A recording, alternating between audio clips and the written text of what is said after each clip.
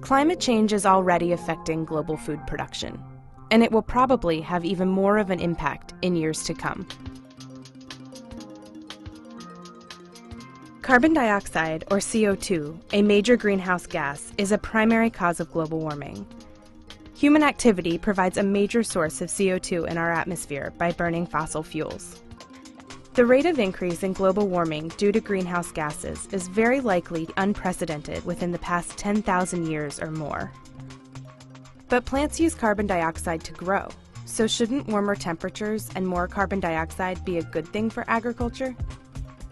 If it were just the carbon dioxide going up in the atmosphere, agriculture all the crops would just be smiling and say, great, because high CO2 is good for photosynthesis. So that, in and of itself, it would be good. Climate has an effect upon agriculture in several ways.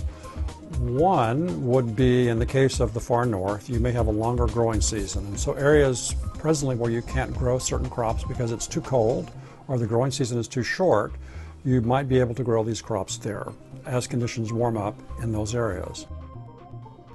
When we then add in the other effects of climate change, let's first just talk about higher temperatures. Then the story becomes more mixed.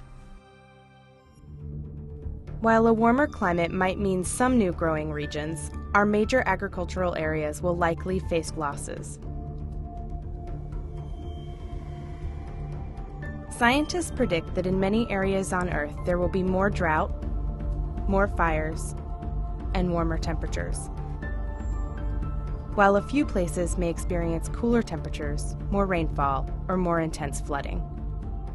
Vulnerability to climate is uneven across the world.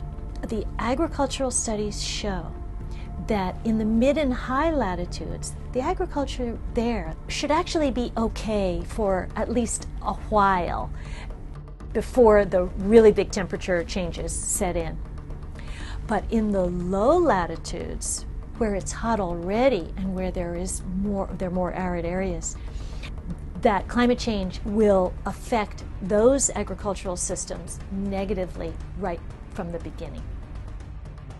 Because the vast majority of developing countries are located near the equator, these already vulnerable populations are right in the bullseye of climate change. In the next 40 years, there could be 2 billion more people to feed. Much of this population growth is expected to impact countries already facing food security issues. So climate change threatens to exacerbate their risk for inhospitable growing conditions and lack of access to food. Our population is increasing, and yet the land on which crops can be grown is not. We really have plateaued in our ability to expand yields globally. And so in all the places where we have extremely highly productive systems, those regions are only able to increase their yields by 3 or 4%, and while our population is growing by 8 or 9%. Climate change undoubtedly affects us all, so our responses need to be global in nature.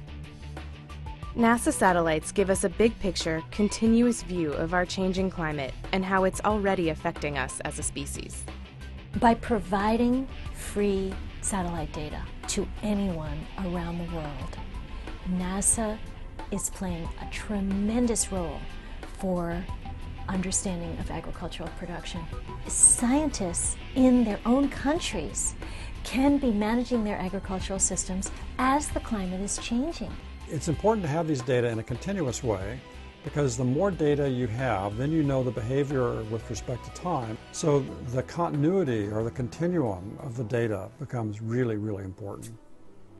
NASA satellites provide crucial observations about how our home planet is changing. Continued data from these satellite missions provide information that humanity will need in order to face the challenges of climate change head-on.